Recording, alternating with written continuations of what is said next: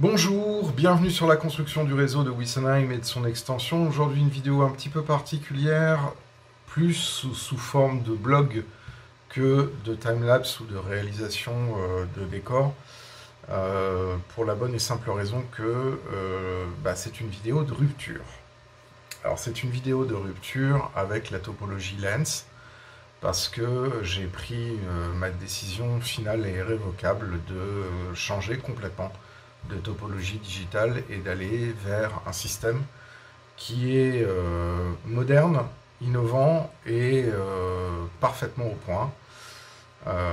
Ça fait maintenant plusieurs jours que je dépiote absolument toutes les docs techniques de tous les systèmes digitales. J'ai la tête comme ça et j'ai tranché. Ce sera donc la topologie Z21 qui viendra remplacer totalement et définitivement la topologie Lens sur le réseau de Wessenheim.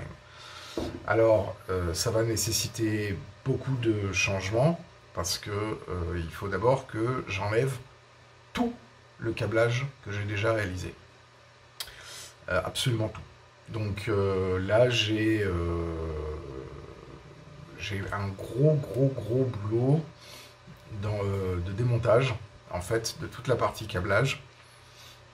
On va refaire le câblage de tous les cantons, et aussi le câblage de toutes les zones d'aiguillage, tout.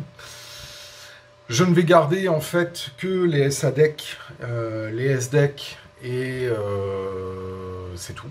Donc ça, c'est ce qui commande les aiguillages. Mais par contre, je refais tous les bus d'alimentation, tout. Absolument tout. Tout va être repris de façon différente. Donc fini les RS8, fini le booster, fini la centrale.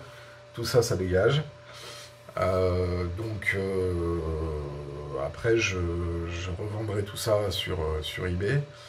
Un prix, voilà. Mais ça, on verra ça en temps et en heure. Pour le moment, le gros travail et donc le gros chantier qui a commencé, c'est effectivement d'enlever tout.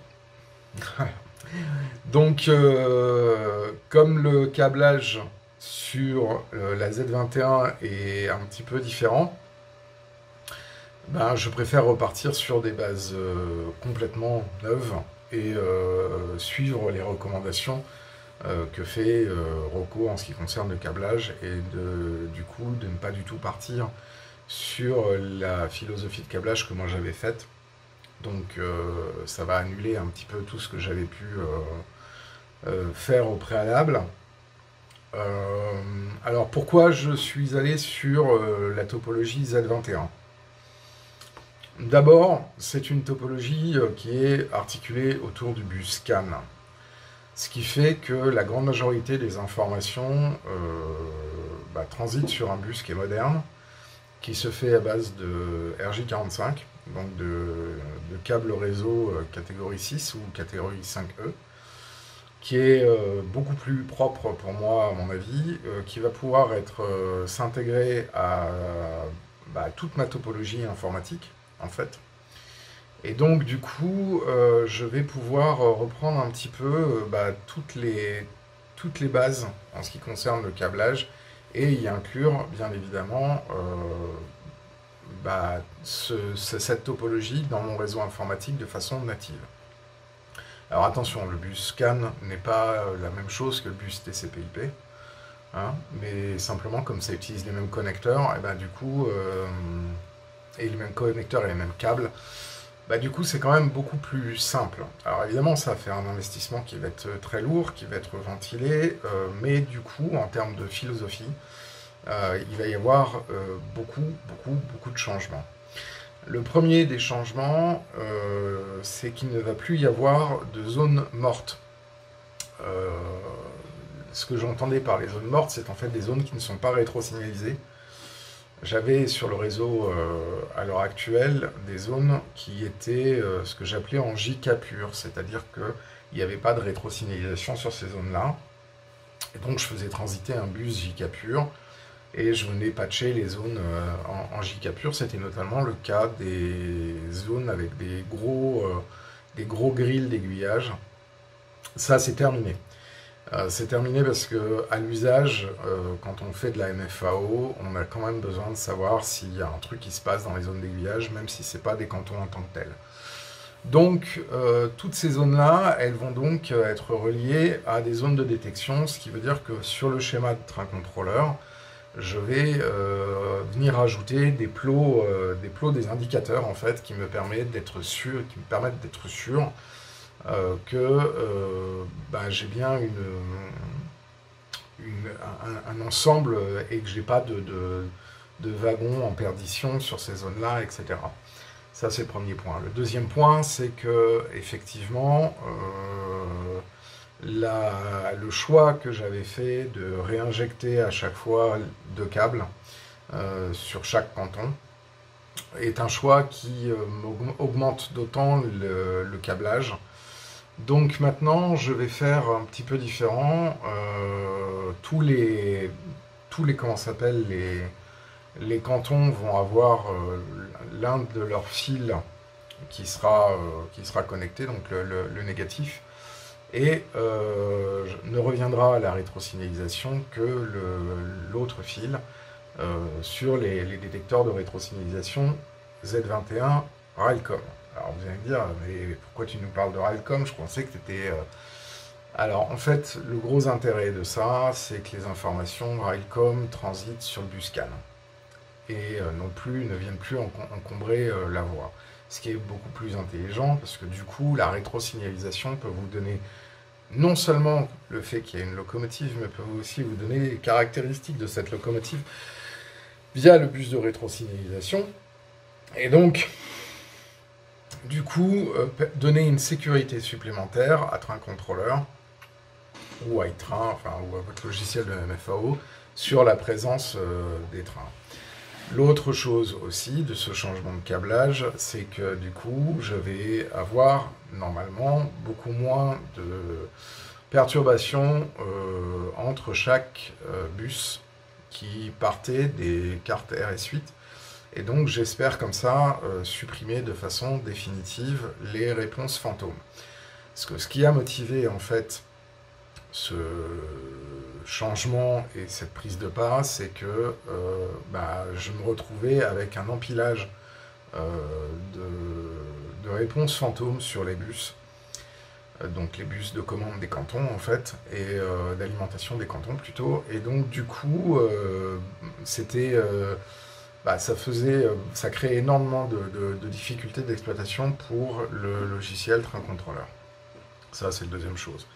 La troisième chose, c'est que par rapport à la taille du réseau que j'ai là, la centrale Lencel ZV200 montrait des limitations sérieuses en termes de bande passante, ce qui n'est pas le cas apparemment avec la centrale Z21 ni avec la centrale Zimo. Il y avait quand même une bande passante d'exploitation qui était bien meilleure et une gestion bien plus intelligente, enfin en tout cas bien plus évoluée, beaucoup plus orientée MFAO, parce que la Z21 a été en fait conçue comme étant un système qui s'insère dans une topologie informatique. Donc du coup, il y a une vraie évolution positive sur l'ensemble du système. L'autre point qui pour moi a été déterminant, c'est que Rocco a une position très conquérante en ce qui concerne le digital, c'est-à-dire qu'ils ne vivent pas sur leurs acquis et ils sortent des produits qui sont qui sont supportés en fait, tout simplement. Il y a une évolution, il y a un support, il y a une dynamique active en ce qui concerne les mises à jour et la mise en place de nouveaux éléments dans leur topologie Z21. Et c'est très positif. L'année dernière, ils ont par exemple sorti un nouveau module qui, moi, me hype énormément, qui est un module de signalisation multi-pays, et il gère en natif la signalisation et les particularités de la signalisation SNCF. Donc ça m'arrange parce que moi je vais avoir quand même des signaux et que leur solution est intégrée, intelligente et quasiment plug and play. Dans le sens où tous les décodeurs de signaux qu'on a à l'heure actuelle, que ce soit les solutions de CDF, les solutions de LEB, LEB modélisme ou autres, on est obligé d'avoir comment ça s'appelle, des programmations des décodeurs qui sont super fastidieux et qui s'appuient sur un transfert d'informations via le DCC. Or, le problème, c'est que, comme on l'a vu et comme je vous l'avais expliqué dans les vidéos où j'exposais mon problème, la bande passante DCC est très vite encombrée, en fait, sur des très grands réseaux comme Wessenheim. Alors, ensuite, après, la deuxième des choses, et ça, c'est vrai que moi, j'en avais pas forcément conscience, mais j'ai envoyé, en fait, ma topologie à un revendeur Z21 qui est la société Maquettis. Donc je salue Thierry François, d'ailleurs, de la société Maquettis, qui m'a proposé d'envoyer directement la topologie de mon réseau à un technicien commercial aussi, mais technicien de chez Rocco, en fait, pour pouvoir calibrer les besoins en fait réels de Wessenheim par rapport à l'exploitation. Et c'est là où je me suis rendu compte en fait sur les premiers retours que j'ai eus. Alors c'est quelque chose qui va se mettre en place, donc on va avoir de nombreux allers-retours entre Maquettis, moi, et puis Maquettis, Rocco, et puis Rocco et moi. Ça fait un peu bizarre de dire comme ça, mais ça va certainement se passer dans ce sens-là. Mais le premier retour que j'ai, c'est que Wessenheim fait partie des grands réseaux, en fait. Alors moi, j'avais pas l'impression que c'était un très grand réseau, mais en fait, si, c'est un grand réseau. Donc du coup, les besoins spécifiques en termes de digital sont pas tout à fait les mêmes que pour 90% des réseaux, on va dire, courants, en fait. Donc du coup, c'est vrai que aussi bien les besoins en matériel que les besoins d'une solution intégrée font qu'effectivement, la topologie devra être adaptée en conséquence, et donc il y a des reprises complètes, d'où la nécessité en fait d'enlever complètement le câblage actuel et de refaire quelque chose qui corresponde exactement en fait à ces entre guillemets contraintes d'une exploitation d'un grand réseau. Donc du coup, on va avoir pas mal de retours, mais alors c'est vrai que moi, d'un point de vue financier, je vous cacherai pas que ça me fait un peu mal à l'estomac, mais bon, d'un autre côté, le réseau existe, donc maintenant il faut implanter une solution qui soit pérenne pour le fonctionnement impeccable du réseau, parce qu'on ne commence pas à construire un truc comme ça pour au final avoir que des emmerdes techniques, et c'est une des choses aussi qui a pesé en la faveur de ce changement radical, c'est effectivement d'avoir une solution qui soit pérenne, moderne, et qui corresponde en fait, et qui soit mieux calibrée, on va dire, par rapport à mes besoins d'exploitation en MFAO. Donc c'est sûr que c'est un petit peu une solution radicale. Là j'ai pratiquement 900 mètres de câblage qui était déjà fait à refaire, donc il faut que j'extrais tout du réseau et que je reprenne de A à Z avec les recommandations données par Rocco. Donc ça va m'occuper un petit peu de temps en attendant de recevoir l'ensemble des solutions, que ce soit au niveau des détecteurs et des différents boosters et commandes, etc. D'autre part, il faut que je prévoie tout un rack technique en fait pour la connectivité avec mon réseau informatique. Donc, voilà, j'ai une petite armoire de brassage à mettre pour pouvoir y intégrer à la fois les solutions Z21 et les solutions informatiques, parce que moi je vais utiliser en fait la centrale directement connectée au réseau de la maison. Et donc du coup, ça va nécessiter un peu d'ajustement, parce que j'ai quand même pas mal d'appareils informatiques qui sont connectés, donc il faut éviter que... c'est ce qu'on appelle les submasques, les masques de sous-réseau, en fait, que le réseau ferroviaire ait en fait un sous-réseau qui lui soit propre pour éviter de venir contaminer le réseau Internet tout en y ayant accès. Donc ce sont des gestions avancées.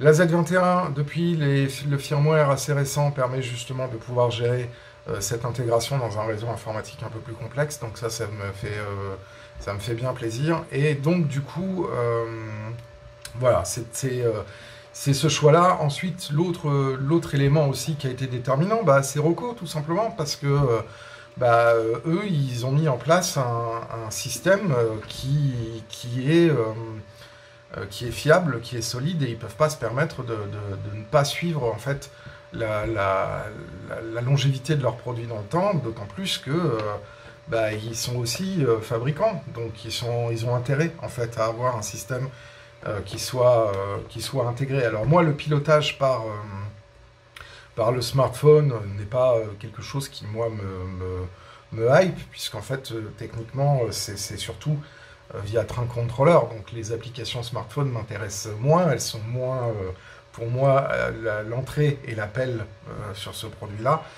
Donc ce sera une Z21 noire et pas une Z21 blanche, bien évidemment. Mais par contre, le fait que tout soit parfaitement intégré, parfaitement testé et prévu en fait pour justement être mis à jour, être maintenancé et avoir une durée de vie qui ne soit pas laissée de côté parce que c'est une gamme accessoire. Là, c'est vraiment leur nouvelle topologie de pilotage et d'informatisation du réseau. Donc du coup, voilà, ils ont quand même quelque chose qui est beaucoup plus solide que les évolutions des gammes concurrentes. Et en fait, après, au niveau de l'analyse que j'en ai faite du marché, vraiment les deux... en tout cas, en Europe, les deux gammes qui sont vraiment innovantes et qui ont, je veux dire, le vent en poupe en termes d'innovation et de capacité à fournir des modules, etc., c'est effectivement la solution DigiCase qui a une intégration et une volonté d'innovation qui est très forte. Bon, après, moi, je regrette leur interface software pour la MFAO qui est imbuvable, alors que celle de Roku est, en comparaison, fait la même chose mais beaucoup mieux gérée, beaucoup plus intelligente. Là, la solution DigiCase me paraît encore trop complexe. Je ne vous cacherai pas que le fait que Roku ait sorti un module qui gère la signalisation complexe multi-pays, dont la signalisation SNCF en natif, ça change énormément les choses, en tout cas pour moi, parce qu'effectivement, je vais avoir deux types de signalisation, en fait, une signalisation plutôt germanique, notamment sur l'extension, et une signalisation SNCF post-45, donc majoritairement lumineuse sur le réseau principal. Et donc c'est vrai que d'avoir des modules qui gèrent en natif cette fonctionnalité-là et cette possibilité-là, moi, me convenait vraiment bien. Donc ça a été un élément supplémentaire en faveur de Roku. Et puis le dernier élément en faveur de Roku, c'est la sortie de leur Z-Link, de leur petite main multitool, parce qu'on peut appeler ça une toolbox en fait, qui permet de connecter chaque module et de le mettre en Wi-Fi pour pouvoir déployer des mises à jour ou faire des configurations à la volée en fonction des besoins ou des adaptations sur le réseau. Ça m'intéressait énormément. J'ai trouvé que c'était une fonctionnalité qui était très très intéressante, que ce soit la possibilité de mettre à jour les firmware, mais que ce soit aussi la possibilité de pouvoir venir avec sa petite toolbox, se brancher sur un module spécifique, changer à la volée les configurations, se débrancher. Alors ce qui est fait amusant, c'est qu'ils ont utilisé une connectique de SATA, avec un plug eSATA en fait, donc ils sont en protocole, donc ils sont vraiment sur du matériel qui est connu par les informaticiens en fait, avec vraiment une solidité en ce qui concerne la gestion des perturbations électromagnétiques et électromécaniques qui peuvent y avoir sur les bus de commande, ce qui n'est pas vraiment le cas sur DigiCase. Donc ça, tout ça fait que la rupture avec Lens est consommée. Et donc, maintenant commence un chantier colossal de mise à standard de l'alimentation de l'intégralité des effecteurs du réseau et des cantons en fonction des préconisations de Rocco. Et donc, du coup, la première étape consiste à enlever tout le câblage déjà existant, et à reprendre ensuite après le câblage en fonction des modules que je recevrai. Alors pour l'instant, je ne sais pas encore quand je recevrai tout ce matériel. Donc du coup, ça me laisse le temps de faire autre chose. Là, c'est vrai que comme j'ai fait aujourd'hui pas mal de démontage de câblage, j'ai pas produit de vidéo décor comme je l'avais pensé, parce que là, mon objectif, c'est vraiment de commencer à reprendre point à point tous les éléments du réseau et vraiment à faire la vérification et la chasse aux erreurs potentielles qui pourraient avoir. À détorsader aussi pas mal de fils, et donc voilà, à préparer tout ça, et ensuite après à attendre la retour d'expertise et la doc de recommandation que Rocco va envoyer à Maquettis et que Maquettis me renverra. Voilà, donc je suis content. Quand même si effectivement ça va générer des frais qui n'étaient pas budgétés à la base, donc c'est sûr que ça fait pas très très plaisir, et surtout que là je pense que je vais en avoir pour un ticket de 3000 à peu près dans les grandes lignes, câblage compris, hein. Donc ça me fait un peu mal, mais vu l'étendue du réseau, il vaut mieux que je le fasse maintenant que quand le réseau sera intégralement terminé, parce qu'ensuite, après, en termes d'accès, il y a certains endroits qui vont devenir très difficiles d'accès, et même déjà pour le démontage, il y a certaines parties à démonter qui n'ont pas été simples. Donc voilà, une rationalisation des bus, la mise en place de Buscan, la mise en place de bus informatique RJ45, la mise en place le changement du panneau de commande, du panneau de brassage pour la détection. Bref, il y a beaucoup de travail et ça va m'occuper pas mal de temps. Du coup, là aujourd'hui, pas de vidéo sur le décor, et je reprendrai ça certainement demain ou après-demain. Si vous avez des commentaires, n'hésitez pas à mettre en message dans la section commentaires. N'hésitez pas à vous abonner à la chaîne si ce n'est pas déjà fait. À nous mettre un petit pouce vers le haut, à cliquer sur la cloche pour être notifié lors des prochaines sorties. Et moi, je vous dis à très bientôt pour la suite de la construction du réseau de Wessenheim.